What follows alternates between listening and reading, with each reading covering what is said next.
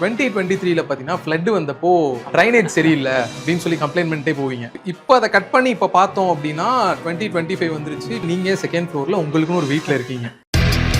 நான் அந்த வீடு ஆக்சுவலி ஒரு ஈகோயிஸ்டிக்னால தான் வாங்கினேன். நான் எங்கள் சிஸ்டர் வந்து நாவலூரில் இருக்காங்க, அவங்களுக்கு வீடு பார்க்கறதுக்காக போயிருந்தேன். அப்போ அந்த ஹவுஸ் ஓனர் இந்த ஊர் நீங்கள் என்ன பண்ணுறீங்க என்ன கேஸ்ட்லாம் கேட்டு ஒரு மாதிரி ஸோ என்ன இது இந்த மாதிரி அசிங்கப்படுத்துறாங்களே இரு நான் வீடு வாங்குறேன்னு சொல்லிட்டு ஆப்போசிட்ல இருக்க வீடு சேலுக்கு வரதானே நான் என்ன ஏது எதெல்லாம் பார்க்கலாம். என் கையில் இருந்து 5000 rupees தான். நீங்கள் ஒரு mutual fund distributor, financial advisor, இந்த பொசிஷனில் இருக்க நிறைய பேர் வந்து ஃபஸ்ட்டு சொல்கிற விஷயம் வீடு வாங்காதீங்கன்னு சொல்லுவாங்க.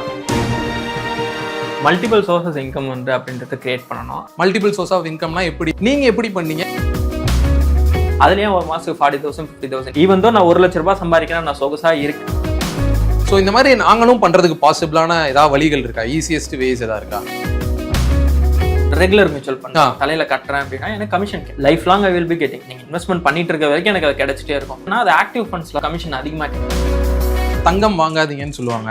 ரியல் எஸ்டேட் டவுன்ல போகுது, அதுல நீங்க இன்வெஸ்டே பண்ணாதீங்க, ரியல் எஸ்டேட்குள்ள போகாதீங்கவாங்க. இப்போ நான் வந்து ஒரு அக்ரெசிவ் இன்வெஸ்டர். நான் அக்ரெசிவ் இன்வெஸ்டரா இருந்தாலுமே 5% ஐ ஹேவ் இன் கோல்டு. நான் இந்த ப்ராப்பர்ட்டி நாளைக்கு செல் பண்ணணும்னு நினைச்சா நாளைக்கே எனக்கு பையர் கிடைக்க மாட்டாங்க. It takes lot of process. But என்கிட்ட கோல்டு இருந்ததுன்னா within a second I can go and convert that. வணக்கம் ப்ரோ. வணக்கம் ப்ரோ. உங்களை ப்ரோனே கூப்பிடலாம்னு நினைக்கிறேன். நான் இது வரைக்கும் எல்லாரையும் சார்னு கூப்பிட்டு உங்க கூட தான் ஒரு ஃப்ரெண்ட்லியா ஒரு இன்டர்வியூ பண்ணலாம். ஏன்னா வந்துட்டு நீங்க நிறைய பேரை இன்ஸ்பயர் பண்ணியிருக்கீங்க. ஸோ ஃபஸ்ட்டு கேள்வி உங்கள்கிட்ட நான் கேட்க விரும்புறது வந்து 2023ல பார்த்தீங்கன்னா ஃப்ளட் வந்தப்போ வீட்டிலேருந்து பொருள்லாம் எடுத்துட்டு ட்ரைனேஜ் சரியில்லை அப்படின்னு சொல்லி கம்ப்ளைண்ட் பண்ணிட்டே போவீங்க. ஸோ இப்போ அதை கட் பண்ணி இப்போ பார்த்தோம் அப்படின்னா 2025 வந்துருச்சு. இப்போ பார்த்தீங்கன்னா நீங்கள் செகண்ட் ஃப்ளோரில் உங்களுக்குன்னு ஒரு வீட்டில் இருக்கீங்க. Drastic change over. ஸோ வந்துட்டு 2 கேள்வி இருக்குது இதில். ஃபர்ஸ்ட் ஒன்று என்னன்னா, நீங்கள் ஒரு mutual fund distributor, financial advisor, இந்த பொசிஷனில் இருக்க நிறைய பேர் வந்து ஃபஸ்ட்டு சொல்கிற விஷயம் வீடு வாங்காதீங்கன்னு சொல்லுவாங்க. நீங்கள் அந்த ரூலை பிரேக் பண்ணியிருக்கீங்க. 2வது விஷயம் 2023ல ஃப்ளட்ல நீங்கள் இப்படி வந்துட்டு இருக்கீங்க. 2.5 years வந்துட்டு நீங்கள் இவ்வளோ பெரிய அச்சீவ்மெண்ட் பண்ணியிருக்கீங்க. இது 2 எப்படி ப்ரோ நடந்துச்சு? ஸோ மல்டிபிள் சோர்சஸ் இன்கம் வந்து அப்படின்றத கிரியேட் பண்ணணும். அண்ட் 2வது விஷயம் வந்து நான் ஸ்டார்டிங்லேருந்து சொல்லிட்டு இருக்கேன் தான், வீடு வாங்காதீங்க நான் என்றைக்குமே சொன்னது இல்லை. நான் ஸ்டார்டிங்லேருந்து சில யூடியூப் சேனல்ஸ் எல்லாமே இன்டர்வியூ கொடுத்துருக்கேன், நான் வீடியோஸும் போட்டிருக்கேன். எல்லாருக்கும் ஒரு வீடுன்றது சொந்தமாக வேணும். ஸோ அதை நம்ம வந்து ப்ராப்பரான டெசிஷனாக மாற்றிக்கணும். ஸோ இப்போ நான் வந்து இதில் வந்து லோன் வந்து பார்த்தீங்கன்னா 30% தான். இந்த ப்ராப்பர்ட்டிக்கு நான் வாங்கினது 30% தான் லோன் வாங்கினேன். அண்ட் என்னோட ஓவரால் பார்த்தீங்கன்னா ஒரு 1 year இன்கம் தான் இந்த வீட்டுக்குன்னு சொல்லி போடுறது. எனக்கு சென்னையில ப்ராப்பர்ட்டி எதுவும் கிடையாது. This is my first property. நான் ரெண்ட் விட்டுறதுக்கோ எதுக்கும் நான் வாங்கல. ஸோ பேசிக்காக வந்து பார்த்தீங்கன்னா உங்களோட இஎம்ஐயும் உங்களோட ரெண்ட்டும் சேமாக இருந்துச்சுன்னா யூ கேன் கோ வித். என்னோட கேஸில் பார்த்தீங்கன்னா என்னோட இஎம்ஐ விட என்னோட ரெண்ட்டை விட என்னோட இஎம்ஐன்றது இது கம்மியாக தான் இருக்கு. ஸோ அதனால இதை நான் எடுத்தேன். பட் இது நிறைய பேருக்கு சாத்தியமாகனா கிடையாது. பட் ஆனால் ப்ராப்பர்ட்டி எல்லாரும் ஒரு ப்ராப்பர்ட்டி வாங்கணும். என்னை பொறுத்த வரைக்கும் லோன் எதுவும் போகாமல் ஒரு 10 years 15 years கூட நீங்கள் இன்வெஸ்ட்மெண்ட் பண்ணிட்டு அந்த இன்வெஸ்ட்மெண்ட்ல இருந்து எடுத்துட்டு போய் நீங்கள் போய் ப்ராப்பர்ட்டி வாங்கினீங்க அப்படின்னா தாராளமா நீங்க வாங்கிக்கலாம். நான் இனிமே ப்ராப்பர்ட்டி வாங்காதீங்கன்னு சொல்லவே இல்லை. ஒரு ரிட்டையர்மெண்ட் வேணும் அப்படின்னா கண்டிப்பா யூ நீட் ஒன் இன்கம். உங்க கையில இருந்து போகாத மாதிரி தான் இருக்கணும். ஸோ ரிட்டையர்மெண்ட் அப்போ ரெண்டல் ஹவுஸ்ல இருக்கிறதுக்கு ஓன் ஹவுஸ் இருக்கிறதுக்கு கன்ஃபார்மா ஒரு ஓன் ஹவுஸ் இருந்தால் தான் நீங்க ரிட்டையர்மெண்ட் பத்தி யோசிக்கணும்ன்றது என்னோட தனிப்பட்ட விருப்பம். கரெக்ட். இப்போ நீங்கள் சொன்னது இல்லை, மற்றபடி மற்ற ஃபினான்ஷியல் அட்வைசர்ஸ் எல்லாமே சொல்கிற ஒரு விஷயம் தான். இப்போ நீங்கள் இந்த கொஸ்டினுக்கு ஆன்சர் பண்ணும்போதே சொல்லியிருந்தீங்க மல்டிபிள் சோர்ஸ் ஆஃப் இன்கம் அப்படின்னு. ஸோ இப்போ இருக்க யங்ஸ்டர்ஸ்க்கு மெஜாரிட்டியாக மைண்டில் வந்து ஒரு பெரிய பிளாக்கேஜாக இருக்குது, அதை எப்படி கிரியேட் பண்ணுறது அப்படின்னு சொல்லி தான் யாருக்குமே புரியல.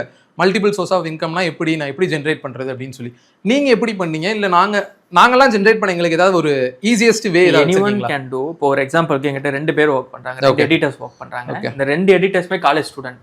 காலையில காலேஜ் போயிடுவாங்க. நான் ஈவினிங் ஆனால் உங்களுக்கு ரீல் ஷூட் பண்ணி சென்ட் பண்ணிடுவேன். அவங்க ஈவினிங்ல இருந்து நைட் வரைக்கும் முடிச்சுட்டு எனக்கு நெக்ஸ்ட் டே வந்து ரீல் கொடுப்பாங்க. ஸோ 2 பேருமே காலேஜ் தான் படிக்கிறாங்க. என்னோட ஒரு எடிட்டர் இருக்கேன், என் பேயிங் 30,000. அனதர் எடிட்டர் இருக்கேன், என் பேயிங் 20,000. இன்னைக்கு ஒரு 19 வயசு பையனே டுடே 20,000 நினைப்பான். அவனுக்கு எடிட்டிங்ன்றது ஒரு சின்ன ஸ்கில் தான். இத்தனைக்கு இதில் ஒரு எடிட்டருக்கு வந்து பிசி பில்ட் பண்ணி கொடுத்தது நான் தான் பில்ட் பண்ணி கொடுத்தேன். இன்ட்ரெஸ்ட்னு சொன்னா பட் எடிட்டிங் தெரியும், லேப்டாப் தான் வச்சு பண்ணிட்டு இருக்கேன், அடுத்த லெவல் பண்ண சொல்லி கொடுத்தது. ஸோ இன்னைக்கு நீங்க எடிட்டிங்ன்றது ஒரு பெரிய டிமாண்ட் ஸ்கில்லாக இருக்கு. எனக்கு தெரிஞ்ச இன்னொரு ஃப்ரெண்டோட தம்பி ஒருத்தர் இருக்கான். அவன் இப்பவே இன்னும் காலேஜே முடிக்கல. பட் ஆனால் வந்து ஃபைனல் இயர் ப்ராஜெக்ட்ஸ் இன்ஜினியரிங் ஸ்டூடெண்ட்ஸ்க்கு எல்லாமே கோடிங் அவனே டைப் பண்ணி கொடுப்பாங்க. கோடிங் நாலேஜ் நல்லாவே இருக்கு. அதுலயும் ஒரு மாசத்துக்கு 40,000 50,000. ஈவன் தான் அவன் காலேஜே இன்னும் ஜாயின் பண்ணல. காலேஜ் தான் இப்போ தான் first year second year guess அதுலேயே ஏர்ன் பண்ணுறான். ஸோ ஸ்கில்ஸுக்கும் எனக்குமே ஏஜுக்கும் சம்மந்தமே கிடையாது. You have lot of way to make money. நீங்கள் இப்போ இன்ஸ்டாகிராம், இப்போ என்னோட ரூம்மேட் ஒருத்தர் இருப்பார் அபுன்னு, அவர் அன்எக்ஸ்பெக்டட்லி இப்போ இல்லை, அவர் கொஞ்சம் வெளில போயிருக்காரு. ஸோ என்னோட ரூம்மேட் அபு நானும் அவனும் ஒன்றா தான் டிசிஎஸ்ல வேலை பார்த்தோம். ஸோ நாங்கள் 2 பேருமே ஒன்றா சேர்ந்து தான் வந்து இது பண்ணது படித்தது எல்லாமே. 2 பேர் கோடிங் தான் படித்தோம், both are Java developers. So அவன் இப்போ வால்மார்ட்னு சொல்ற கம்பெனிக்கு போயிட்டான். இப்போ இருந்தாலும் அவன் ஒரு ஜாப் நல்ல ஒரு 1.5 lakhs per month அவன் சம்பாதிச்சாலுமே நான் இப்போ அவனை புஷ் பண்ணி ஒரு கண்டென்ட் ஆரம்பிக்க சொன்னேன். ஒரு Instagram page get job with அபுன்னு சொல்லிட்டு ஒரு இன்ஸ்டாகிராம் பேஜ் ஸ்டார்ட் பண்ணி கரியர் கைடன்ஸ் கொடுக்க ஆரம்பிச்சேன். அதுல இருந்து இப்போதைக்கு பெரிய இன்கம் வராட்டுமே at least per month is making 10 to 15,000. Even though நான் 1 லட்ச ரூபாய் சம்பாதிக்கிறேன், நான் சொகுசா இருக்கேன்னு இல்லாம even though if you make 5 lakh per month also you need to have secondary income. ஏன்னா அந்த ஜாப் போயிடுச்சுன்னா it can't do anything. அவன் இப்போ ஒரு சின்ன பேஜ் தான் இன்ஸ்டாகிராம் ஆரம்பிச்சுன்னு தெரிஞ்சு 3 மாசம் கூட ஆகல, அதுக்குள்ளேயே அவனால ஒரு மாசத்துக்கு 15,000. அது நல்லவே இல்லை. Career way giving career guidance, வால்மார்ட்ல பிளேஸ் ஆகிறதுக்காக இருக்கட்டும், Zoho company give personal training, coding சொல்லி கொடுக்குறான் அந்த மாதிரி. ஸோ காலேஜ் ஸ்டூடெண்ட் உங்களுக்கு கோடிங் தெரியும்னா கோடிங் பண்ணலாம், எடிட்டிங் தெரியும்னா யூ கேன் டீச் எடிட்டிங். அந்த மாதிரி இன்னைக்கு வந்து மணி மேக் பண்றதுக்கு லாட் ஆஃப் வேஸ் ஆகுது. நீங்க அதுக்கு ரெடியா இருக்கீங்களான்றதா ஒரு கேள்வி. ஓகே ப்ரோ, இப்போ கொஞ்சம் மார்க்கெட் சைட் போகலாம். எப்பயுமே வந்து இப்போ நம்ம ட்ரெடிஷனில் எல்லாருமே சொல்கிற ஒரு கோட் பார்த்தீங்கன்னா, மண்ணிலையும் பொண்ணுலையும் காசு போட்டால் என்றைக்குமே இது வீணாக போகாதுன்னு. நான் நிறைய ஃபினான்ஷியல் இன்ஃப்ளூயன்சர்ஸை இன்டர்வியூ எடுத்திருக்கேன். அவங்களாம் சொல்கிறது வந்து தங்கம் வாங்காதீங்கன்னு சொல்லுவாங்க, ரியல் எஸ்டேட் டவுன்ல போகுது, அதுல நீங்க இன்வெஸ்டே பண்ணாதீங்க, ரியல் எஸ்டேட்குள்ள போகாதீங்கன்னு. இந்த ரெண்டு ஸ்டேட்மே எப்படி ப்ரோ போயிட்டு இருக்கு இப்போ? ரியல் எஸ்டேட்ன்றது completely different story. Give you an example. அண்ணா நகர்ல வந்து லாஸ்ட் 10 வருஷமா பாத்தீங்கன்னா ப்ராப்பர்ட்டி அப்ரிசியேஷன் 4% கூட கிடையாது. Anna Nagar is main area. ஆனா அதுவே ஒரு 20 வருஷத்துக்கு முன்னாடி அண்ணா நகர்ல நீங்க வாங்கியிருந்தீங்கன்னா இன்னைக்கு நீங்க கோடீஸ்வரன். ஆனா நீங்க இன்னைக்கு போய் வாங்குனீங்க அப்படின்னா அடுத்த 20 வருஷத்துக்கு வருமானு கேட்டீங்கன்னா கண்டிப்பா வராது. சோ ரியல் எஸ்டேட் பொறுத்த வரைக்கும் எப்பயுமே வந்து நான் ஓஎம்ஆர் சூஸ் பண்ணது காரணமே அதுதான். ஸோ டோட்டலா 3 ப்ராஜெக்ட் போயிட்டு இருக்கு. ஒன்னு மெட்ரோ ஃபேஸ் 2 ப்ராஜெக்ட், இன்னொரு ஈஸியர் எக்ஸ்டென்ஷன். நீங்க அந்த ஈஸியர் நீலாங்கரை ஈஸியர் எக்ஸ்டென்ஷன் போயிட்டு இருக்கு. ஓஎம்ஆர் ஸ்ட்ரெச் லைக் சிறுசேரியில இருந்து ஃப்ரம் இந்த இடத்துல வந்து மெட்ரோ ஃபேஸ் 2 ப்ராஜெக்ட் போயிட்டு இருக்கு. Next year it's going to complete, ஆகஸ்ட்ல கம்ப்ளீட் ஆயிடும். ஓகே. ஸோ இந்த ப்ராப்பர்ட்டி வந்து பாத்தீங்கன்னா நான் ஒரு 2 இயர்ஸ் முன்னாடி இந்த வீட்டுக்கு வந்தேன். ஒரு 1.5 இயர்ஸ் முன்னாடி, ஒரு கரெக்டா 1 இயர் இருக்கும், 1 இயர் 3 மந்த்ஸ் முன்னாடி இந்த ப்ராப்பர்ட்டி நான் வரும்போது அப்போ அதோட ப்ராப்பர்ட்டி பிரைஸ் ரொம்ப கம்மி. லாஸ்ட் 2 இயர்ஸ்ல மட்டுமே 40% இன்க்ரீஸ் ஆயிடுச்சு. நான் அந்த ப்ராப்பர்ட்டி வாங்குறதுக்கு முன்னாடி நான் சில ஃப்ரெண்ட்ஸ் மூலியமா நான் போய் ரிஜிஸ்டர் ஆஃபீஸ்ல போயிட்டு டோட்டலா ஓஎம்ஆர்ல லாஸ்ட் 3 இயர்ஸ்ல எத்தனை ப்ராப்பர்ட்டி ரெஜிஸ்டர் ஆச்சு, ஒரு ப்ராப்பர்ட்டியோட பிரைஸ் டேட்டாஸ் என்னன்னு சொல்லிட்டு எல்லாமே எடுத்து அனலைஸ் பண்ணிட்டு தான் இது பண்ணது. அது அனலைஸ் பண்ணும்போது data that shows like average property வந்து 30% இன்க்ரீஸ் ஆயிருக்கு பிகாஸ் ஆஃப் திஸ் மெட்ரோ. ஆனா அதுக்கு முன்னாடி ஆச்சானா ஆகல. சோ ரியல் எஸ்டேட் பொறுத்த வரைக்கும் உங்களுக்கு பக்கத்துல போய் கிளாம்பக்கமா பஸ் ஸ்டாண்ட் திடீர்னு பாத்தீங்கன்னா 3 மாசத்துல ப்ராப்பர்ட்டி பிரைஸ் 5,000 ரூபாய் ஸ்கொயர் ஃபீட் 8,000 ரூபாய் போயிட்டு இருக்கு. அந்தந்த டெவலப்மெண்ட் பொறுத்து தான். ரியல் எஸ்டேட் பொறுத்த வரைக்கும் நம்ம காமனா வந்து அது பேடுன்னு சொல்லிடுமா, குட்னு சொல்லிடுமா. டெல்லிங் லைக் ரியல் எஸ்டேட் குட்னு சொல்லல, நீங்க சூஸ் பண்ற ஏரியா பொறுத்து, ப்ராப்பர்ட்டி அப்ரிசியேஷன் பொறுத்து. இப்ப நெக்ஸ்ட் இயர் வந்து இப்ப இங்க ஆவரேஜா இந்த ரெண்ட் இந்த வீட்டு 1,600 ஸ்கொயர் ஃபீட் 35,000 இங்க இங்க நீங்க ரெண்ட் எடுக்கணும் அப்படின்னா என்னோட இஎம்ஐ லெஸ் தன் என்னோட இஎம்ஐ 30,000 தான். என்னோட இஎம்ஐ விட நான் கம்மியா தான் இது பண்ணிட்டு இருக்கேன். ஸோ அந்த மாதிரி ஃபைனான்ஷியலா குட் டெசிஷன். ரியல் எஸ்டேட் வந்து எல்லாருக்குமே குட்லாம் கிடையாது. If you have a cash அப்படின்னா then it is good choice. Loan போறீங்க அப்படின்னா ஒரு டாக்ஸ் சேவிங் பர்பஸ்க்காக யூ கேன் டேக் 20 to 30%. என்னோட 1 இயர் இன்கம் தான் என்னோட அந்த ப்ராப்பர்ட்டி அப்படின்றது. பட் நிறைய பேரோட ஆவரேஜா பார்த்தீங்கன்னா 10 to 15 இயர்ஸ் அவங்களோட இன்கம் தான் ஒரு ப்ராப்பர்ட்டி வச்சிருப்பாங்க. அந்த மாதிரி பர்சன்ஸ்க்கு என்ன சொல்றேன்னா 10 to 15 இயர்ஸ் இன்வெஸ்ட்மெண்ட் பண்ணிட்டு still you can buy. Real estate பொறுத்த வரைக்கும் அப்படிதான். கோல்டு வந்து யாருமே படிச்ச எந்த ஒரு இன்வெஸ்ட்மெண்ட் அட்வைசருமே வந்து கோல்டு இன்வெஸ்ட்மெண்ட் பண்ணாதீங்கன்னு சொல்லவே மாட்டாங்க. Something call diversification. இப்போ நான் வந்து ஒரு அக்ரெசிவ் இன்வெஸ்டர். நான் அக்ரெசிவ் இன்வெஸ்டரா இருந்தாலுமே 5% I have in gold. Even தான் நான் அக்ரெசிவாவே இருந்தாலுமே 5% நான் கோல்டு வச்சிருக்கேன். ஸோ பேசிக் தம் ரூல் என்னன்னா 10% நீங்க ஒரு 100 rupees இன்வெஸ்ட் பண்றீங்கன்னா 10 rupees வந்து கோல்டுக்கு போகணும். மினிமம் வீட்ல ஒரு 200 to 3. நீங்க வந்து கோல்டை வந்து ஒரு இன்வெஸ்ட்மெண்ட்டா பார்க்க கூடாது. Completely agree. You should not consider gold as an investment advice. But அது வந்து ஒரு லைஃப் சேவிங் அசெட் மாதிரி. நாளைக்கு உங்களுக்கு ஈஸியா லிக்விடேட் பண்ண முடியும். நான் இந்த ப்ராப்பர்ட்டி நாளைக்கு செல் பண்ணணும்னு நினைச்சா நாளைக்கே எனக்கு பையர் கிடைக்க மாட்டான். It takes lot of process. But என்கிட்ட கோல்டு இருந்ததுன்னா within a second I can go and convert that. என்னால் ஈஸியாக லிக்விடேட் பண்ண முடியும். ஸோ அதனால் கோல்டில் இன்வெஸ்ட்மெண்ட் பண்ணாதீங்க அப்படின்னு எந்த ஒரு படித்த இன்வெஸ்ட்மெண்ட் அட்வைசரும் சொல்ல மாட்டாங்க. So completely you need to have a gold. Bro அது ஒவ்வொருத்தவங்களோட பர்ஸ்பெக்டிவ் சொல்லியிருக்கலாம். பட் ஆனால் கோல்டுன்றது compulsory every one should have. Bro actually இப்போ நீங்கள் கோல்டு வந்து எல்லாரும் வச்சுக்கலாம்னு சொல்கிறீங்க, யாரும் படித்த யாருமே இப்படி சொல்ல மாட்டாங்கன்னு சொல்லியிருந்தீங்க. பட் நீங்கள் இப்போ ஒரு ரிப்ளை வீடியோ போட்டிருந்தீங்கன்னு நினைக்கிறேன், கோல்டு வந்து இப்படி சொல்லியிருந்தாங்கன்னு. அதை எப்படி பார்க்குறீங்க? ஸோ அவரும் ஒரு ஃபினான்ஷியல் அட்வைசர். நான் அந்த வீடியோல சொன்ன மாதிரி தான். அது வந்து அவங்களோட பர்சனல் ஒப்பீனியன். ஓகே. இப்போ எனக்குமே வந்து ஜுவல்லாம் பிடிக்காது. நான் சும்மா இது எனக்கு பிடிச்சிருக்குன்னு சொல்லிட்டு இது எங்க அக்கா கல்யாணத்துக்கு போட்டது. ஆக்சுவலி ஓகே, நான் போட்டிருக்க செயின் நானே எனக்கு சும்மா ஒரு செயின் போட்டுக்கணும்னு ஆசையில வாங்கினேன். நான் வந்து கம்ப்ளீட்லி டிஜிட்டல் கோல்ட்ல தான் இன்வெஸ்ட்மெண்ட் பண்றேன். இப்போ இன்னொருத்தர் வந்து நான் கோல்ட்ல பிசிக்கல்ல தான் இன்வெஸ்ட் பண்ணேன், டிஜிட்டல் இன்வெஸ்ட்மெண்ட் பண்ண மாட்டேன். Both are right. அவருக்கு பிசிக்கல் தேவை இல்லை, அதனால ஒரு பிசிக்கல் கோல் சொல்றாரு. எனக்கு பிசிக்கல் ஜுவல்லரி தேவை கிடையாது, நான் டிஜிட்டல் இன்வெஸ்ட்மெண்ட் பண்றேன். ஒவ்வொருத்தவங்களும் ஒரு பெர்ஸ்பெக்டிவ் இருக்கும். உங்களோட பெர்ஸ்பெக்டிவ் வேற இருக்கலாம், என்னோட பெர்ஸ்பெக்டிவ் வேற இருக்கலாம். நம்ம வந்து ஃபைனான்ஸ் பொறுத்த வரைக்கும் ஒருத்தவங்க சொல்றதை நம்ம எடுத்துக்கவே முடியாது என்னைக்குமே. அதே மாதிரி உங்களுக்கு ஒரு ஃபைனான்ஸ், நான் வந்து உங்களுக்கு 20% நீங்க போய் ஈக்விட்டியில போடுங்கன்னு சொல்லலாம். ஆனா இன்னொருத்தவங்களுக்கு என்னால 20% சொல்ல முடியாது. ஒவ்வொருத்தவங்களோட ரிஸ்க் அபெடைட் மாறும், ஒவ்வொருத்தவங்களோட கோல் மாறும். இப்போ உங்களுக்கு டெப்ட் இருக்கு, கடன் இருக்கு. அப்ப கடன் இருக்கு அப்படின்னும் போது வந்து நீங்க தான் சிங்கிள் சோர்ஸ் ஆஃப் இன்கம் பண்ணும் போது உங்களை எல்லாத்தையுமே எடுத்துட்டு போய் ஈக்விட்டியில போடுன்னு என்னால சொல்ல முடியாது. போய் கோல்ட்ல கொஞ்சம் வச்சுக்கோங்க. ஏன்னா நாளைக்கு டக்குன்னு உங்களுக்கு ஏதோ ஒரு வேலையோ இல்லை ஏதோ ஒன்று போயிடுச்சுன்ற பட்சத்தில் நம்மளால ஈக்விட்டியை செல் பண்ணி எடுக்கிறது பதிலாக உங்ககிட்ட கோல்டு இருந்ததுன்னா ப்ளஸ் உங்கள் வீட்டில் ஒருத்தவங்க யாராவது எங்கள் சிப்ளிங்கோ இல்லை யாராவது இருக்காங்க அப்படின்னா கல்யாணத்துக்கும் தேவைப்படும். அந்த மாதிரி பர்சன்ஸுக்கு நம்ம சொல்ல முடியாது. நம்ம காமனாக வந்து கோல்டில் இன்வெஸ்ட்மெண்ட் பண்ணாதீங்கன்னு என்னைக்குமே சொல்லவே முடியாது. ஃபைனான்ஸ் நீங்கள் யூடியூபாக இருந்தாலும் சரி, இன்ஸ்டாவா, இன்க்ளூடிங் நான் கொடுக்குற அட்வைஸ் எதுவாக இருந்தாலுமே ஃபைனான்ஸ்ன்றது இண்டிவிஜுவல் பர்சன் கிட்ட பேசினா தான் அவங்களோட ஃபைனான்சியல் இதை வச்சு சொல்ல முடியும். காமனா ஒரு ரோட் மேப் கிரியேட் பண்ணி அந்த ரோட் மேப் நீங்க ஒரு சிஸ்டம் கிரியேட் பண்ணி அந்த சிஸ்டம் நீ ஃபாலோ பண்ணிக்கணும் ஃபைனான்ஸ்ல சொல்லவே முடியாது. நீங்க எந்த ஒரு புக் எடுத்து படிச்சாலுமே அதான் சொல்லுவாங்க. Finance is completely for individual. நான் சொல்ற ஒரு விஷயம் எனக்கு கரெக்டா இருக்கலாம், உங்களுக்கு கரெக்டா இருக்காது. ஓஎம்ஆர்ல ப்ராப்பர்ட்டி வாங்குறது எனக்கு கரெக்டா இருக்கும், but it's not the right choice for you. Finance பொறுத்த வரைக்கும் நீங்க தான் சூஸ் பண்ணிக்கணும். நம்ம ரிஸ்க் அபெடைட் என்ன அப்படின்றது இண்டிவிஜுவல் தான். அதனால அவங்களோட ஒப்பீனியன் உங்களோட ஒப்பீனியன் வந்து போத் ஆர் ரைட். நான் சொன்ன பாயிண்ட்ல நான் கரெக்ட், அவர் சொன்ன பாயிண்ட்ல அவர் கரெக்ட். ஏன்னா பிகாஸ் அவங்க ஒய்ஃப் நான் நகையா போட்டுக்கிறேன், அவர் ஈக்விட்டியில் அதிகமாக இன்வெஸ்ட்மெண்ட் பண்ணலாம், ரியல் எஸ்டேட்ல இன்வெஸ்ட்மெண்ட் பண்ணலாம், அவருக்கு அது கரெக்டான சாய்ஸா இருக்கும். பட் ஒரு மிடில் கிளாஸ் பீப்புளுக்கு அந்த மாதிரி கரெக்டா இருக்காது. எனக்கு கரெக்டா இருக்கணும், உங்களுக்கு கரெக்டா இருக்கணும்ன்றது அவசியம் இல்லைன்றது தான் எண்ட். ஓகே ப்ரோ, இப்போ இன்ஸ்டாகிராமில் பார்த்தீங்கன்னா ஃபினான்ஷியல் இன்ஃப்ளூயன்சர்ஸ் அதிகமான பேர் வந்துட்டாங்க.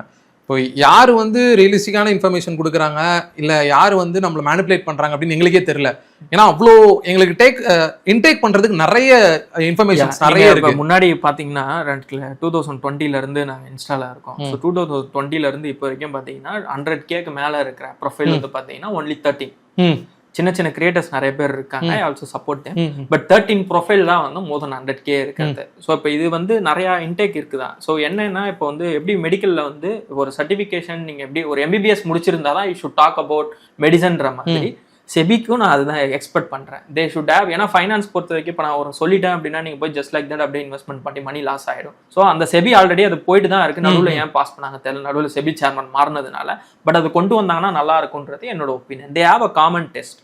ஏன்னா எனக்கு தெரிஞ்சு 4-5 கிரியேட்டர்ஸ் இருக்காங்க, அவங்களுக்கே ஏதாவது ஒரு டவுட் அப்படின்னா வந்து எங்கிட்ட தான் கேட்பாங்க. But they do consulting. அப்படின்னும் போது அது எப்படி கரெக்டாக இருக்கும்ன்றது நம்மளால சொல்ல முடியாது. So they should have some proper டிகிரின்றது கூட நான் ஐ டோன்ட் கிவ் எஜுகேஷனுக்கு நான் பெரிய இம்பார்ட்டன்ஸ், அது டிகிரிக்கு இம்பார்ட்டன்ஸ் கொடுக்க மாட்டேன். But give more education. You can do certification. NISM courses இருக்கு, இன்வெஸ்ட்மெண்ட் அட்வைசரி கோர்சஸ் இருக்கு, NISMலேயே நிறைய மியூச்சுவல் ஃபண்ட் டிஸ்ட்ரிபியூட்டரிங் அது மாதிரி நிறையா இருக்கு. அதெல்லாம் பண்ணிட்டு ப்ராப்பராக பண்ணுறது தான் சூஸ். செபி ரெஜிஸ்ட்ரேஷன் மேண்டேட்டரியா கொண்டு வந்தாங்கன்னா யூஸ்ஃபுல்லாக இருக்கும். மியூச்சுவல் ஃபண்ட் டிஸ்ட்ரிபியூட்டர் நிறைய பேர்ட்ட பேசும்போது அவங்க எல்லாருமே ஃபோக்கஸ் பண்ணி புஷ் பண்ணுற ஒரு விஷயம் பார்த்தீங்கன்னா ஆக்டிவ் இன்வெஸ்டிங். அதில் தான் நீங்கள் இன்வெஸ்ட் பண்ணணும் அப்படின்னு சொல்கிறாங்க. ஸோ நீங்கள் பார்த்தீங்கன்னா அதுலேருந்து கொஞ்சம் டிஃபர் ஆயிருக்கீங்க. அதாவது நான் அந்த மாதிரி கிடையாது, பேசிவ்ல கூட பண்ணலாம் அப்படின்னு நீங்கள் சொல்கிறீங்க. இது எதனால ப்ரோ அந்த difference? Let me tell you the secret. இப்போ நான் ஒரு மியூச்சுவல் ஃபண்ட் வந்து நான் உங்களோட பேரில் இப்போ நீங்கள் இன்வெஸ்ட்மெண்ட் பண்ணணும்னு சொல்கிறீங்க. நான் வந்து என்ன சொல்கிறேன்னா, இந்த மியூச்சுவல் ஃபண்டில் போய் இன்வெஸ்ட்மெண்ட் பண்ணுன்னு சொல்லி நான் உங்களுக்கு ஒரு mutual fund regular mutual fund தலையில் கட்டுறேன் அப்படின்னா எனக்கு கமிஷன் கிடைக்கும். Life long I will be getting. நீங்கள் இன்வெஸ்ட்மெண்ட் பண்ணிட்டு இருக்க வரைக்கும் எனக்கு அது கிடைச்சிட்டே இருக்கும். பட் ஆனால் என்னன்னா, அது ஆக்டிவ் ஃபண்ட்ஸில் தான் வந்து கமிஷன் அதிகமாக கிடைக்கும். இதே பாசிவ் ஃபண்ட்ல ஆல்ரெடி எங்க எக்ஸ்பென்ஸ் ரேஷியோ கம்மியா தான் இருக்கும். இப்போ நீங்க இண்டெக்ஸ் ஃபண்ட்னு எடுத்துக்கிட்டீங்கன்னா அதுல கம்மியா தான் இருக்கும். ஆனா எல்லாருக்குமே தேவைப்படுறது வந்து இண்டெக்ஸ் ஃபண்ட்ஸ் தான். நீங்க ஒரு 15 வருஷம் 20 வருஷம் இன்வெஸ்ட்மெண்ட் பண்றீங்க அப்படின்னா ஆக்டிவ் ஃபண்ட்ஸ்ல இன்வெஸ்ட்மெண்ட் பண்றதுக்கும் இண்டெக்ஸ் ஃபண்ட்ஸ்க்கு கிட்ட கூட உங்களால கம்பேரே பண்ண முடியாது. இதோட ரிஸ்க், இண்டெக்ஸ் ஃபண்டோட ரிஸ்க்ன்றது ரொம்பவே கம்மி. அதனால இண்டெக்ஸ் ஃபண்ட்ஸ்ல ஒரு ப்ராப்பரான ஃபைனான்ஸ் அப்படின்னா இண்டெக்ஸ் ஃபண்ட்ஸ்ல தான். நான் அதனால ரெகுலர் மியூச்சுவல் ஃபண்ட் சஜஸ்ட் பண்றவங்களையோ இல்லை ஆக்டிவ் மியூச்சுவல் ஃபண்டை சஜஸ்ட் பண்றவங்களோ தப்பு சொல்ல முடியாது. ஏன்னா அது அவங்களோட பிரைமரி இன்கம். இப்போ நீங்களுமே ஒரு இன்டர்வியூல ஏதோ ஒரு இதுல வேலை செய்றீங்க அப்படின்னா ஈவன் தோ அது பேஷனா இருந்தாலுமே யூ ஒர்க் ஃபார் மணி. அப்போ அவங்க உட்காந்து மியூச்சுவல் ஃபண்ட் டிஸ்ட்ரிபியூஷன் கஷ்டப்பட்டு கிளியர் பண்ணிட்டு அவங்க வந்து ரெகுலர் மியூச்சுவல் ஃபண்ட் சஜஸ்ட் பண்ணாதான் அவங்களுக்கு கேஷ் கிடைக்கும். அப்படின்னும் போது இப்போ என்னோட பிரைமரி சோர்ஸ் வந்து பாத்தீங்கன்னா இந்த இன்கமே கிடையாது. நான் வந்து சோஷியல் மீடியால இருந்து எனக்கு வர இன்கம் லெஸ் தென் 15 to 20% தான். என்னோட 80% ஆஃப் த இன்கம்ன்றது என்னோட ப்ரொஃபஷனல் இன்கம் இருந்தோ பிசினஸ் இன்கம்ல இருந்தா வருது. நான் இந்த 20% டிபெண்ட் பண்ணி இல்லை அப்படின்றதுனால எனக்கு ப்ராப்ளம் இல்லை. இப்போ ஒருவேளை எனக்கு இந்த இன்கம் இல்லை அப்படின்னா வந்து நானே ரெகுலர் மியூச்சுவல் ஃபண்ட் தான் சஜஸ்ட் பண்ணியிருந்திருப்பேன். Every one work for money. நான் ஃப்ராங்கா சொல்றேன், every one is work for மணின்னும் போது எனக்கு அந்த சோர்ஸ் ஆஃப் இன்கம் இருக்குன்ற பட்சத்துல நான் ரெகுலர் ஃபண்ட் சஜஸ்ட் பண்ணதுல எனக்கு விருப்பம் இல்லை. அதனால நான் ப்ராப்பரா ஃபைனான்சிங் அப்படின்றத பண்றேன். இல்ல எனக்குமே அந்த நிலைமை இருந்தா நானுமே அதெல்லாம் பண்ணியிருந்திருப்பேன்றதா உண்மை. ப்ரோ, இப்போ இன்ஸ்டாகிராம்ல நான் உங்கள்கிட்ட கேட்டிருந்தேன் கிரியேட்டர்ஸ் நிறைய பேர் இருக்காங்க அப்படின்றதுக்கு உங்களுக்கு நீங்க ஒரு பதில் சொன்னீங்க. ஓகே, இப்போ வந்து ஃபினான்ஷியல் அட்வைசர்ஸோ இல்லை ஃபினான்ஷியல் இன்ஃப்ளூயன்சர்ஸ் நிறைய பேர் சொல்ற விஷயம் யாருக்காவது ஒருத்தருக்கு முரணாப்பட்டுச்சு, நிறைய ஆடியன்ஸ்க்கு முரணாப்பட்டுச்சுன்னா உங்களை டேக் பண்றாங்க. ஹரிஷ் இது என்னன்னு பார்த்து சொல்லுங்க. அது உங்களுக்கு எப்படி ப்ரோ இருக்கு? அந்த கிரெடிபிலிட்டி எப்படி பில்ட் பண்ணது உங்களுக்கு எப்படி இருக்கு? சரி, நான் 2023 Jan 1 வீடியோ போட்டுட்டு இருக்கேன். இன்னைக்கு வரைக்கும் ஒரு நாள் கூட ஸ்கிப் பண்ணதில்லை. நடுவில் ஒரே ஒரு வாட்டி எனக்கு ஆக்சிடென்ட் ஆச்சு, பெண்ட் அண்ட் சர்ஜரி. அந்த ஒரே ஒரு நாள் மட்டும் தான் ஸ்கிப் பண்ணேன். டில் தென் 2023 இப்போ வரைக்கும் நான் ஒரு நாள் கூட வீடியோ ஸ்கிப் பண்ணதே இல்லை. ஸோ பீப்புள் வந்து ரெகுலரா பார்க்க உங்களோட ஃபேஸ் பார்க்க டெய்லியுமே நீங்க ஒரு வீடியோ போட்டுட்டு இருக்கீங்க, டெய்லியுமே என்னும் போது அந்த கிரெடிட்டபிலிட்டின்றது ஆட்டோமேட்டிக்கா இன்க்ரீஸ் ஆகும். ஒரே நாள்லயோ ஒரே இதுலயோ பார்த்து அவங்க இது பண்றது கிடையாது. ஸோ ஒரு வருஷம் 2 வருஷமா என்னோட வீடியோ கண்டினியூஸா பார்த்துக்கிட்டே இருக்காங்கன்னும் போது ஆட்டோமேட்டிக்கா அந்த கிரெடிட்டபிலிட்டின்றது இன்க்ரீஸ் ஆகும். கடைசி கொஸ்டினா வச்சுக்கிறேன், வீடு வாங்கிட்டீங்க எல்லாம் ஓகே, இப்போ எங்களை மாதிரி இருக்க எல்லாருமே வீடு வாங்கணும் அப்படின்னு யாராவது ஒரு ஃபினான்ஷியல் இன்ஃப்ளூயன்ஸை கேட்டோம்னா அதுக்கு டைம் ஆகும், நீங்கள் சேவ் பண்ணுங்க, இன்வெஸ்ட் பண்ணுங்க இதெல்லாம் சொல்றாங்க. ஸோ நீங்கள் இது ஒரு 2.5 years தான் நடத்தி காட்டியிருக்கீங்க. எங்களை பொறுத்த வரைக்கும் நாங்கள் பிளாங்காக பார்க்கணும் அப்படின்னா. ஸோ இந்த மாதிரி நாங்களும் பண்றதுக்கு பாசிபிளான ஏதாவது வழிகள் இருக்கா, ஈஸியஸ்ட் வேஸ் ஏதாவது இருக்கா? அதுக்கு நீங்க மல்டிபிள் இன்கம் சோர்சஸ் தான் ஜென்ரேட் பண்ணணும். ஓகே, பட் ஆனால் ஈஸியஸ்ட் வே ரியல் எஸ்டேட்ல போய் அவ்வளோ மணி போடுறதுன்றது is not worth it. As I mentioned earlier, என்னோட 1 yearக்கான இன்கம் தான் அந்த ப்ராப்பர்ட்டி. ஓகே, ஸோ நான் இந்த ப்ராப்பர்ட்டி என் கைவிட்டு போனாலே எனக்கு பிரச்சனை கிடையாது. ஏன்னா என்னோட 1 year இன்கம் தான் போயிருந்துச்சு. இதுல இருந்து நான் பெருசா ரிட்டர்ன்ஸ் எதிர்பார்க்க மாட்டேன். ப்ளஸ் இது என்னோட பர்சனல் ஹோம், எனக்குன்னு ஒரு வீடு இருக்கணும். ஏன்னா நீங்க இன்னைக்கு பேசிக்லி வந்து வீடு அப்படின்றது ஒரு காமன் கிரைட்டீரியா. மேரேஜ் பண்றதுக்கோ எல்லாத்துக்குமே உங்களுக்கு ஒரு வீடுன்றது மேண்டேட்டரி திங் தான். Plus house is an emotion. நான் இதே சென்னையில தான் வந்து டைடல் பார்க், நான் பாண்டிச்சேரியில இருந்து வந்தேன். I came with only 5,000 rupees. என்னோட பிஜி ரெண்டே 5,000 rupees தான். ஸோ என்கிட்ட லிட்ரலி வாஸ் 0. அப்போ நான் டிவிஎஸ் கம்பெனியில் வேலை பார்த்தேன். எனக்கு வந்து ஃபுட்டு அங்கே கொடுத்துருவாங்க. ஸோ எனக்கு செலவுக்குன்னு காசுன்னு பார்த்தீங்கன்னா ஃபர்ஸ்ட் அப்போ தான் நான் வீட்டை விட்டு வந்தேன். என் கையில் இருந்தது 5,000 rupees தான். ஸோ எனக்கு ரெண்டே 5,000. அப்போ என் கையில் எதுவுமே காசு இருக்கா அப்படின்னும் போது இங்கே டைடல் பார்க்ல இருந்து நம்ம துறைப்பாக்கம் இந்த சென்னை ஒன்னு சொல்லிட்டு ஒரு பில்டிங், டைடல் பார்க்ல இருந்து சென்னை ஒன்று வரதுக்கு நைட்டு 11:30 மணிக்கு ஆட்டோ டிரைவர் வந்து 500 ரூபாய் கேட்டேன். என்கிட்ட காசே கிடையாது. நம்ம கூகுள் மேப் போட்டு நடந்தே வந்துட்டேன் 7 kilometers. ஓகே, ஸோ இதே இப்போ எனக்கு ரீசெண்டாக இப்போ ஒரு 2 months நான் அந்த வீடு ஆக்சுவலி ஒரு ஈகோயிஸ்டிக்னால தான் வாங்கினேன் ஃப்ராங்க். அதனால தான் நான் எங்க சிஸ்டர் வந்து நாவலூர்ல இருக்காங்க. ஓகே, அவங்களுக்கு வீடு பார்க்கறதுக்காக போயிருந்தேன். நான் இதே வீடு அப்படியே நீங்க உட்காந்துக்கிறீங்களா, அப்படியே பின்னாடி இருக்கு அந்த பிளாக்ல தான் நான் ரெண்ட்ல இருந்தேன் 1.5 years. ஐ கம்ஃபர்டபுள் பேயிங் ரெண்ட். 20,000 தான் ரெண்ட், 25,000 தான் ரெண்ட், மெயின்டெனன்ஸ் எடுத்தீங்கன்னா 30,000. எல்லாமே பர்ஃபெக்டா தான் போயிட்டு இருந்தது. எங்க சிஸ்டருக்கு நாங்க வீடு பார்க்கறதுக்காக போயிருந்தோம். அப்போ அந்த ஹவுஸ் ஓனர் வந்து லைக் உள்ள வாங்கக்கூடாது. ஸோ அது ஒரு பேசிக் மேனஸ். யாராவது ஒருத்தவங்க உங்க வீடு பார்க்க வந்தாங்களா, யாரோ ஒருத்தவங்க வாங்க உள்ள வாங்க உட்காருங்க, at least need to give something, at least உள்ள வாங்கினாது கூப்பிடணும். அவர் வெளியே நிக்க வச்சு நீங்க எங்க எந்த ஊரு, நீங்க என்ன பண்றீங்க, உன் பிளே ஸ்லிப் கொடு, நீ என்ன இது வச்சு கார் வச்சிருக்கீங்களா, பைக் வச்சிருக்கீங்க, என்ன கேஸ்ட்லாம் கேட்டு ஒரு மாதிரி பேசுறேன். எனக்கு கேஸ்ட் பத்தி பேசினாலே பிடிக்காது. அப்ப அப்படியே வரும்போது எங்க அக்கா கிட்ட சொல்லிட்டே வந்தேன், என்ன சென்னையில வந்து ஒரு வீடு இல்லைன்னா வந்து நான் அந்த இயர் எண்டுல வாங்கலான்னு இருந்தேன். ஆனா இல்லைன்னா நூல் எடுக்காம கம்ப்ளீட்லி போயிருந்திருப்பேன். ஸோ என்ன இது இந்த மாதிரி அசிங்கப்படுத்துறாங்களே, ஒரு வீடு கூட இல்லாம இரு நான் வீடு வாங்குறேன்னு சொல்லிட்டு அப்ப அன்னைக்கு வந்தேன். அன்னைக்கு வந்து வீட்டுல உட்காந்து கோவமா சாப்பிட்டுட்டு இருக்கும் போது எங்க வீட்டுல சொன்னாங்க, ஆப்போசிட்ல இருக்க வீடு சேலுக்கு வருதானே. நான் என்ன எதெல்லாம் பார்க்கல, நான் நேரம் ஓனருக்கு ஃபோன் பண்ணி அட்வான்ஸ் கொடுத்துட்டு வீடு புக் பண்ணிட்டேன். அந்த ஒரு ஈகோஸ்டிக்னால தான் புக் பண்ணேன். But it's right decision only. ஏன்னா நான் 1.5 years அந்த ப்ராப்பர்ட்டில இருக்கேன். ஸோ அப்பார்ட்மெண்ட் வாங்கும்போது 3 விஷயம் பார்க்கணும். ஒன்று growing area. OMR is a growing area, everyone knows that. இப்போ மெட்ரோ கனெக்டிவிட்டி வந்துருச்சுன்னா உங்களுக்கு ப்ராப்பர்ட்டி அப்ரிசியேஷன் மினிமம் ஒரு 50% ஆகும். ரெண்டாவது லோ ரைஸ் அப்பார்ட்மெண்ட்டா இருக்கா அப்படின்றத பார்க்கணும். இது வந்து பாத்தீங்கன்னா டோட்டலாகவே ஒரு 4 floor தான். எனக்கு யூடிஎஸ் வேல்யூ 60% மேலே கிடைக்கும், 50 to 60% மேலே கிடைக்கும். பிளஸ் உங்களுக்கு இந்த ஏரியா வந்து பார்த்தீங்கன்னா யூட்டிலைஸ்ட் ஏரியா வந்து பார்த்தீங்கன்னா வெறும் 60% தான். நீங்க வெளில வரும்போது அங்கே ஒரு பார்க் இருக்கும், இங்கே ஒரு பார்க் இருக்கு, இது உள்ள மட்டுமே டோட்டலாக 5 பார்க் இருக்கு. ஸோ இந்த ஸ்பேஸ் வந்து நீங்க எங்கேயுமே வெளியில இது கிடைக்காது. ஸோ உங்களுக்கு பீஸும் கம்ஃபர்டபுளாகவும் இருக்கும். ரெண்டாவது யூடிஎஸ் உங்களுக்கு அதிகமாக. அப்பார்ட்மெண்ட்னு போயிட்டீங்கன்னா லோ ரைஸ் போகணும். இந்த 15 மாடி 20 மாடிலாம் போனீங்கன்னா இட்ஸ் வர்ஸ்ட் டெசிஷன். இது 4 மாடின்னும் போது எனக்கு யூடிஎஸ் வேல்யூ அப்படின்றது அதிகமாக கிடைக்கும். ஸோ அதனால இது நான் ஒரு டெசிஷனாக பார்த்து எடுத்தது தான் இந்த அப்பார்ட்மெண்ட். கடைசி கொஸ்டினுக்கு ஆட் ஆன் இன்னொரு கொஸ்டின் ஆட் பண்ணிடுறேன். என்னன்னா உங்களுக்கு பிடிச்ச ஃபினான்ஷியல் கிரியேட்டர்ஸ் அப்படின்னா யாரு ப்ரோ? ஒரு 2 பேர். ஓஜி பிளேயர் தமிழ் பங்கு சந்தைன்னு சொல்லிட்டு கேள்விப்பட்டிருப்பீங்களான்னு எனக்கு தெரியல. எனக்கு தெரியாது. யூடியூப்ல வந்து தமிழ் பங்கு சந்தை அப்படின்னு சொல்லிட்டு ஒருத்தர் அப்போ லைக் அவர் ஒரு 2022ல வீடியோ ஸ்டாப் பண்ணிட்டாரு. ஓகே, அவர் தான் என் குருஜி. ஆக்சுவலா கொஞ்சம் பாதி எனக்கு அவர் சொல்லி கொடுத்தது. அவரோட வீடியோஸ்ல தான் நிறைய லேர்ன் பண்ணது அவரு. ரெண்டாவது ஆனந்த் சீனிவாசன் சார். கண்டென்ட் கிரியேட்டர்னு கிடையாது, இஸ் இன்டு யூடியூப். எங்களுக்குள்ள நிறைய வேறுபாடு ஃபினான்ஷியலா வந்த வேறுபாடு இருந்தாலும் but I always like that guy. So நான் நிறைய விஷயம் விட்டு வந்து லேர்ன் பண்ணியிருக்கேன். தமிழ் பங்கு சந்தையும் ஆனந்த் சீனிவாசன் மணி பேச்சு, இது ரெண்டுமே my favourite channels. Okay bro, ரொம்ப நன்றி. மூணாவது இங்கிலீஷ்னு பார்த்தீங்கன்னா அந்த நம்ம திங்ஸ் ஸ்கூல்னு ஒன்று இருக்கும். தெரியும் எல்லாருக்குமே. நான் யாருக்காவது ஃபைனான்ஸ்னு கிடையாது, if you want to learn Jio politics இல்லை ஃபைனான்ஸ் எக்கனாமிக்ஸ் எதுனாலும் வந்து திங்ஸ் ஸ்கூலும் அமித் சங்குப்தான்னு சொல்லிட்டு pure economics. You want to learn only pure economics அப்படின்னா அமித் சங்குப்தான்னு சொல்லிட்டு ஒரு சேனல் இருக்கும், யூபிஎஸ்சி சேனல். இது 2 சேனல் பார்த்தீங்கன்னா பெஸ்ட்டாக இருக்கும் லேர்னிங் பர்பஸ். ஓகே, ரொம்ப நன்றி ப்ரோ. தேங்க்யூ.